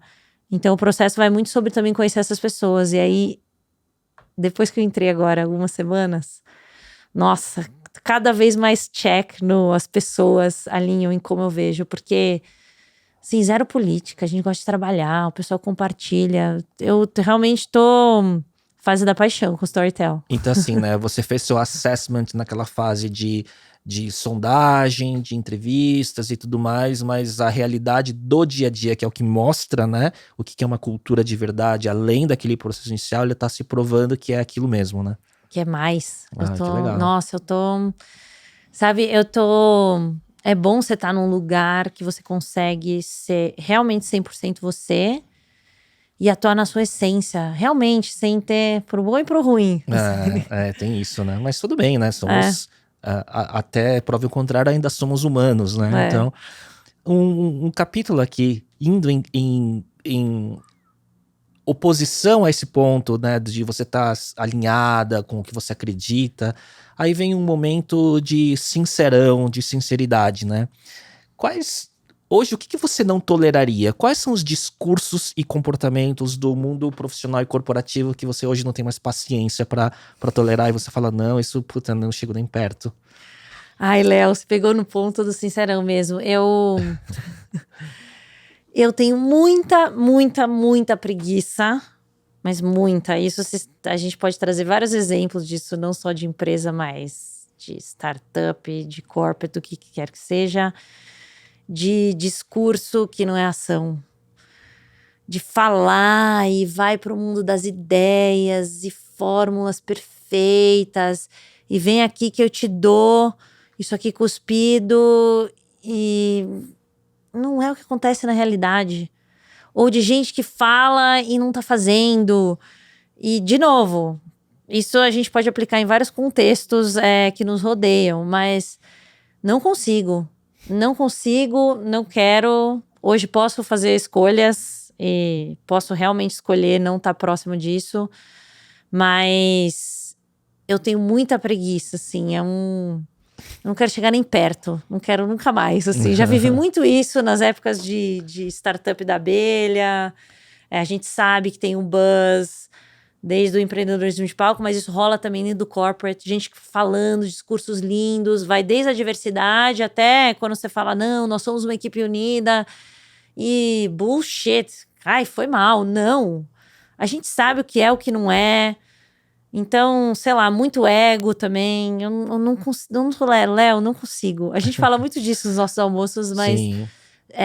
parte das escolhas que eu faço não quero nem ficar perto e não quero trabalhar em contextos que tenha muita gente que puxa para esse lado, sabe? Isso é muito. O lado bom disso é como você conseguiu construir uma carreira que te permitem escolhas. Nossa, Né? Isso é uma bênção. privilégio, né? Uma Né? bênção. Porque poder escolher. Você vê, a maioria das pessoas, o primeiro como que eu escolho ter um emprego que me dá uma estabilidade para eu poder eu ter o básico da minha vida, né? Essa é a Exato. realidade De da 90%. maioria, exatamente. E aí você lida com o segunda a sexta, ou qualquer que seja a jornada de trabalho, com todas as merdas que todo mundo tem que lidar. E lida com politicagem, lida com ego, com chefe cuzão. Sim. Porque não tem escolha, né? E essa assim, eu tô falando tudo isso de um lugar de muito privilégio. Tem a minha construção? Tem, mas tem também contextos que, cara, sei lá, eu dei minha sorte de o que eu gostava, onde eu tava, não foi muito planejado. Tem um componente de sorte ali. Sim, e tem uma camada também até de pessoas que têm, que são privilegiadas, né, do ponto de vista do checklist, do sucesso financeiro ou da cadeira e tudo mais, mas que estão em ambientes extremamente tóxicos e acaba virando parte daquilo e convive com aquilo e não pensa na possibilidade de troca, de mudança, porque já virou parte, né, da engrenagem, né? Tem muita gente, quando a gente olha pro corporate, tem muita gente no corporativo operando. Poxa, opera assim há tanto tempo e o modo de operar era tão pautado em poder e ego que acho que a pessoa nem se dá conta mais que esse é o modo que ela tá operando, ou o que que é importante no fim do dia? É você manter o seu status lá, os seus contatos, você reter informação, ou é, cara, vamos fazer né, vamos fazer o que é certo aqui pro negócio, Sim. pra quem tá envolvido e tentar fazer da melhor maneira possível. E eu acho que muitas vezes aquilo vira parte da identidade da pessoa, a pessoa já não questiona mais, assim como você falou, né, quando eu dei o break da minha pausa forçada, eu fui obrigado a me olhar e me entender fora da minha identidade profissional, né, acho que isso deve ser um pouco o contexto de muita gente, né. Ego, controle, a gente tenta controlar as coisas, a gente não controla nada, né, isso que é verdade. Ana, última pergunta profissional, quais outros projetos hoje você está dedicando tempo, que você está envolvida, seja com investindo, com energia, recursos e tudo mais?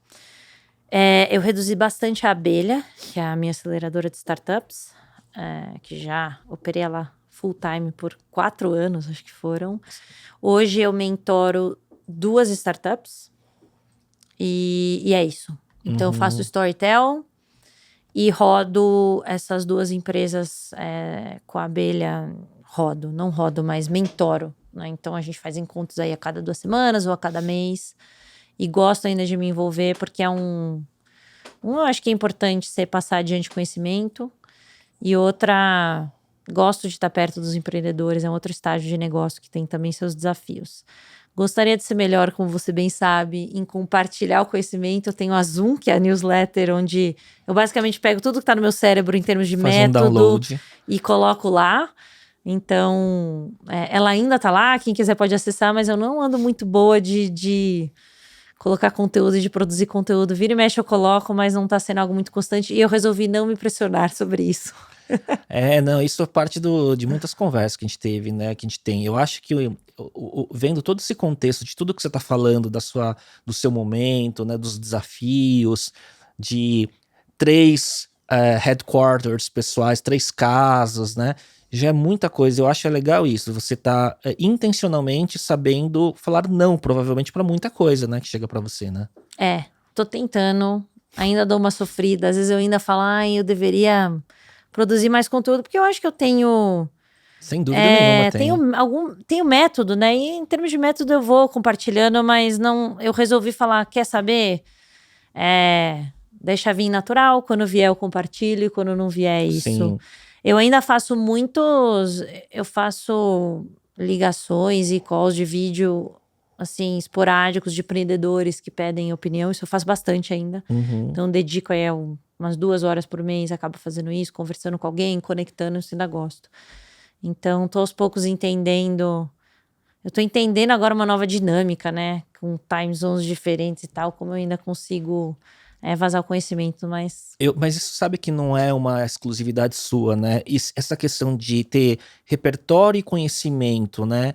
E aprendizado e muita coisa para compartilhar que vai ser útil para muita gente, não é só o seu caso. Eu vejo você e vários conhecidos, amigos em comum, que vivem a mesma questão, né? Tipo, a não possibilidade, pelo contexto que vive no momento, de ter uma cadência e uma disciplina para que isso aconteça, porque isso toma tempo e energia, né? Então não é que... E às vezes tem gente que sofre com isso, então acho que tem que estar tranquilo em relação a estou fazendo o que eu posso. Eu tô tentando, eu dou uma sofrida. A gente troca. Será que agora é esse formato? Será que é não sei o quê, né? E aí volta pros cachorrinhos, né? Eu brinco, Léo, que a minha consistência é postar bichinhos e Sneakers. filmar meu pé quando eu tô indo correr em algum lugar. Ana, reta final aqui, né? Acho que tem muita pergunta que eu faço que a gente foi entremeando ao longo da conversa sobre rotinas, ferramentas e tudo mais, né? Eu quero ouvir basicamente quais são seus hobbies hoje para recarregar a bateria antes de ir pro bate-bola final. Eu tenho muita consciência hoje da minha necessidade de exercício físico, basicamente todo dia, para eu manter meu nível de ansiedade baixo e a cabeça mais tranquila. Diretamente relacionado. Então, dentro né? Então vamos às 3 cidades aí que eu ando pousando. São Paulo, Rio e Estocolmo. Rio, surf. Sempre que possível. Surf. E academia, porque a gente tá ficando mais velha, é importante pela saúde. Manter os músculos em ordem, né? Até por lesão, se eu não faço... Mobilidade, coisa básica. Não, e se eu não faço, o ombro começa a doer, o joelho começa a mudar. Então o Rio é muito focado nisso, quando não tem onde eu corro. E voltei a jogar tênis desde o sabático. Que eu não jogava há 1000 anos, há muitos e muitos anos. E agora tô treinando, então... Jogo tênis, surf e corrida e academia. Em São Paulo acaba sendo mais corrida, tênis. Em Estocolmo, tô também conseguindo ter uma rotina de jogar tênis lá. Nossa, você conseguir implementar o seu framework esportivo em 3 lugares é o máximo. Vamos ver, quem sabe o próximo episódio 150? Sim. Aí a gente fala só de framework de rotina. Nossa, isso daí é lindo. E você é uma das minhas maiores fontes que vão gerar conteúdos pro meu futuro Tools of Titan. Se um dia eu fizer um compilado dos episódios, né? Vai ter bastante coisa pra falar, que evolui, né? A cada 50 episódios, o framework dá uma evoluída. Um fine-tuning, dá uma evoluída. Eu sou levemente obcecada, como você sabe, por rotina. E por adaptar, a gente conversa bastante disso, Não, e né? rotina é curioso, porque rotina é libertador, né? Rotina não é rotina do ponto de vista ruim que a semântica traz pra muita gente. A rotina, ela liberta, né? Total. Né? Vamos lá, reta final, então. Dicas. Vamos ver o que o seu prep, sua preparação fez em relação a isso, tá? Tô pegando minha cola aqui. Olha só, CDF. Um hábito que te ajuda no dia a dia. Um hábito que me ajuda no dia a dia. Dormir cedo. Isso é um superpoder. Dormir 8 horas por dia. É o que mais me ajuda. Isso eu te digo assim, que eu gostaria de, nessa encarnação, conseguir decifrar e trazer pra minha vida, viu? Porque, olha, desde que eu me entendo por gente, assim, talvez só quando era bebê, talvez eu devia dormir bem, porque depois... vida de estudante, vestibular, universidade, vida profissional, isso é assunto de terapia, eu só me reconheço dormindo tarde, dormindo mal, ansioso e tal, por mais que eu tenha ferramentas como terapia, meditação, tomo L-teanina, magnésio, treonato e melatonina às vezes à noite, mas mesmo assim acordo de madrugada. Então, existem algumas poucas noites no mês, diria 2 noites ou 3 noites no mês, que eu dou uma capotada ainda com o aditivo de uma melatonina e magnésio, por aí vai, e aí eu falo, nossa, dormi 7 horas e acordei fresh. Mas isso é acidental e não comum pra mim, sabe? Eu acho que pra mim é um presente, porque eu deito, eu durmo em 30 segundos. E eu durmo 8 horas e vou direto. E a maioria das minhas noites de sono, meu relógio até me diz isso, são de qualidade. De boa qualidade. Bebo muito pouco também, porque álcool afeta muito o sono. Sim. Então acho que isso ajuda. Mas sabe que falando de hábito, tem algo, e trazendo um pouco o lance da terapia também, que eu desenvolvi. Eu amo controle, né? E isso vem muito a ansiedade, às vezes vem a partir disso. E a gente vive com N situações problemáticas sempre. Eu realmente, como hábito, exercito intencionalmente começar o dia a falar, vou ter situações difíceis, vai vir, eu vou fazer o melhor que eu puder, e é isso. Porque eram pontos que eu sofria numa base diária, em termos de hábito mesmo. Não, mas putz, aconteceu agora várias coisas ao mesmo tempo. E agora eu tento intencionalmente, tá bom, vai chegar, eu vou lhe dar o melhor que eu puder, e é isso. Então é uma coisa, eu tô exercitando isso, hein? É que eu tô aqui pensando que é similar a quando acontece uma coisa fora do controle no trabalho. Isso. Né? De estar confortável, mesmo que seja o caos profissional ou pessoal. Né? É botar intencionalidade na consciência de que vai vir um monte de coisa, ou vou controlar ou não, eu vou fazer o meu melhor, e é isso. Porque eu sou meio dura comigo mesma. E acabo me sentindo culpa e tal. Então é uma questão que eu tô exercitando como rotina, como hábito mesmo hoje em dia. Legal. Um livro ou mais que você recomenda? Livro não, agora... eu não vou recomendar um livro, eu vou recomendar Storytel, pronto. Tem um monte de livro lá Os dentro. livros, né? Os O livros da universo Storytel. inteiro dos livros. Legal, muito bom. E tá no Brasil, e é só buscar, né? Busca Storytel no Google que vocês vão achar. Aí, um podcast, filme ou série que gostaria de recomendar. O Huberman, que a gente falou aqui hoje. Eu nem sei se talvez eu tenha recomendado ele no último. Talvez sim. Talvez, não me lembro. Mas eu vou nele de novo, porque... Sabe o que eu acho incrível do Huberman Lab? De novo, ele tem esse porém que ele é inglês, né? Então precisa tá confortável e entender inglês. Mas é tanto conhecimento de coisas que a gente deveria saber, que são úteis no dia a dia, e tá ali, sabe? E traz um impacto real no dia a dia vai desde o cara falar de exercício, de como construir músculo, até coisas cognitivas, até como que a gente se atrai por outras pessoas. É tão rico e tão profundo, e tá ali. Dopamina, tudo. Sono, tudo. Nossa, né? Contribuiu em tantas coisas pra minha vida. Eu cheguei em outras até, convidados que às vezes ele traz. Ele me trouxe tanto conhecimento que eu acho... Gente, tem muito conhecimento. Que a gente às vezes não sabe achar, ou às vezes a gente não tem acesso, porque, de novo, esse conteúdo é em inglês e às vezes você não entende inglês. Então, como é que vai ter acesso? Mas... Pra quem fala inglês, caramba, é muita coisa boa. É hiper denso, então assim, conteúdo longo, denso em inglês, ele já limita, né, o tamanho do mercado endereçável, talvez no Brasil. Então ele fica uma coisa muito para certas pessoas privilegiadas ou que tem tempo e disposição de conteúdo longo, né? Mas ele é um manual, um sistema operacional humano, né? O que ele ensina. Né, que a gente nunca aprende, né? E agora pra saída, porque eu fico aqui, né? Tarefa operacional, como hackear minha vida. Tem um podcast que eu amo, que é o oposto disso. Amo. Que é o É Nóia Minha, da Camila Frender. Caramba, eu amo esse podcast. E é um momento que eu não tô ouvindo ou consumindo conteúdo pra produzir. Porque eu sou meio doida, isso é o não, vou ler isso do financeiro. Eu tô sempre trabalhando, parece.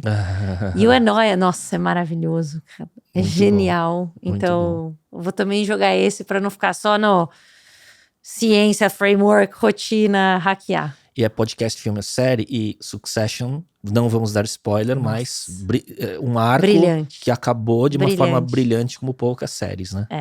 Vamos de Succession também. Succession. É isso. Um app não óbvio que você usa com frequência. Storytel. Pronto, de novo. Ótimo. A mesma resposta para duas perguntas. Essa é inédita aqui no podcast em 100 episódios. E, assim, desde o episódio 1 até o 51, e agora no 100, que poderia ser 101, né? Você quase falou, não, vamos, né? Mas tudo bem, são 100, que é o marco histórico. Sempre eu te pedi uma frase e vamos ver o que vem nessa terceira incursão aqui. Tem? Tem. Vou pegar minha cola aqui. Eu fiquei pensando, Léo, e aí hoje vi num story, alguém postou essa frase e eu falei, é essa, porque tá representando muito o meu momento e como eu enxergo as coisas hoje em dia, que é do Chico Buarque. As pessoas têm medo das mudanças, eu tenho medo de que as coisas nunca mudem. Olha isso daí, mais um post de alto engajamento garantido. Ana, 8 horas em ponto. Não foram 2 horas de episódio. Quanto tempo, Fernando? 1h40. Nossa, hoje rendeu, hein? Rendeu. E você vê, né? A gente...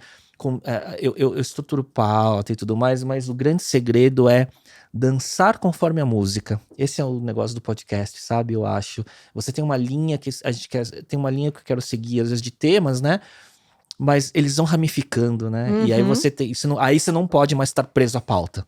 Aí você tem que dançar e vai e volta. E as coisas vão se entremeando. Isso pra mim é um grande hobby, de certa forma, sabe? Conduzir essas conversas, assim. E você faz muito bem, né, Léo? Como sabemos. Vamos ver até onde... Não é à toa que é o episódio 100 e que tá crescendo e continua crescendo. Vamos ver. Vamos ver aí até onde vamos, mas com certeza em cada milestone você vai estar presente para trazer as pílulas de sabedoria. Espero que sim. Eu adoro estar aqui, eu adoro papear, adoro compartilhar. Que a gente se escuta, te escuto, a gente vai refletindo, aprende também, né? Gostoso. E a gente vai conectando os pontos de outros momentos que a gente já passou, já teve trocas, né? E parece que ele vai sempre ele vai criando novas camadas, né, de aprendizado. Isso é muito legal, né? E é uma das bênçãos, né, talvez das poucas relações que a gente escolhe ter de pessoas próximas para trocar de forma legítima, sem filtro e sem ego, né, de certa forma, e sem competição, né? Então isso não deixa de ser uma mesa. Aqui, esse episódio de podcast ele é só um pedacinho, né, do que é uma construção de mais de uma década de amizade, talvez, né? Sorte é nossa, né, Léo? Opa, vamos em frente. Ana, queria agradecer, boa sorte na cadeira da Storytel. Obrigada. Faça muitas pessoas ouvirem muitos audiolivros, né? Eu não assinei até agora, eu vou assinar, vou testar a plataforma, passo os feedbacks depois. Perfeito, é isso aí. E queria agradecer a toda a audiência, 100º episódio. Hoje é dia 30 de maio de 2023. Eu comecei o podcast no dia 30 de junho de 2020 com a Ana. Então, falta um mês para o podcast completar 3 anos. Chegamos ao 100º episódio. Tenho muita ambição de chegar muito mais longe, muito mais de outros 100 episódios, mais do que na minha primeira incursão, que foi no pioneirismo do Mandarina, que foram 100 e tantos episódios também. Então, eu tô com mais de 200 e algumas coisas, episódios, protagonizando como host. Não, protagonizando é o convidado. Como host, facilitando conversas, ou com outras marcas que me convidaram já para ser moderador ou host de podcasts. Então, tô lá pelos seus 230, talvez, episódios. E eu tava falando outro dia que eu gravei um dia desses, né, saindo de uma virose, não era Covid, nada que eu testei, eu tava muito mal, e depois do podcast, horas depois eu fui melhorando, eu fui vendo como isso é um alimento, sabe, essa troca, tá focado na conversa, e são momentos que eu tô focado por 1 hora, 1h30, 2 horas em conversas, que aí eu tô tão imerso que eu esqueço notificação, esqueço outras coisas. Então ele tem um papel quase de presença, conexão. Meditativo. Eu não vou falar que ele chega mas ele é praticamente um estado meditativo de exercitar presença. Que eu sei que quanto mais presente e conectado eu tiver, melhor vai ser o resultado da troca, sabe? Total. Então, é isso. Posso dizer por mim, o convidado sente o mesmo. Ah. Você fica aqui, a gente mergulha no nosso mundo. E é raro, né? Quando que você fica conversando com alguém sem olhar nada e sem interagir, e realmente na troca, e um pulando, né, com o argumento do outro e construindo dança. Junto, é uma dança, exatamente. Dança, né? Exatamente. E isso para mim é intencional. Então, eu tento fazer com que cada convidado, convidada, que isso seja quase que um respeito e uma homenagem à trajetória da pessoa com a qual eu tô conversando, e fazer com que cada conversa seja o melhor de cada um, sabe? Então, para mim é quase que uma missão que eu fui aprendendo, né, de fazer com que as pessoas se sintam muito à vontade ao longo da conversa, de trazer ângulos e insights que nunca pensou em outros momentos, por estarem muito rígidas, pensando numa pauta, ou num media training, ou num PR, entendeu? Uhum. Então esse acho que é parte a conexão permite que as caixinhas vão se abrindo, assim, né? E para mim, para finalizar o 100º episódio, acho que isso é um pouco do meu aprendizado em relação a conduzir podcast, assim. Então, é uma ferramenta. Você faz muito bem, Léo. Muito bem, parabéns. Obrigado, Ana. Obrigado, audiência, por estarem aqui. Muita gente chegando, a base de inscritos, a quantidade de pessoas assistindo ou dando play.